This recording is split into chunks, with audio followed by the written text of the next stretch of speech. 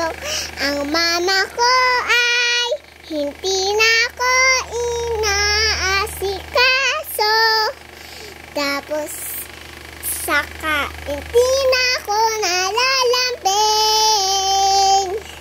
At saka hindi na ako lipas. Hindi na ako inaasikaso. Saka hindi na rin ako nalalambing.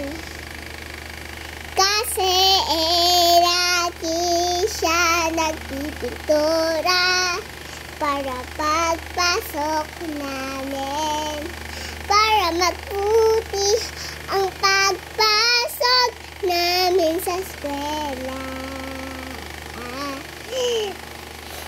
Kasi naman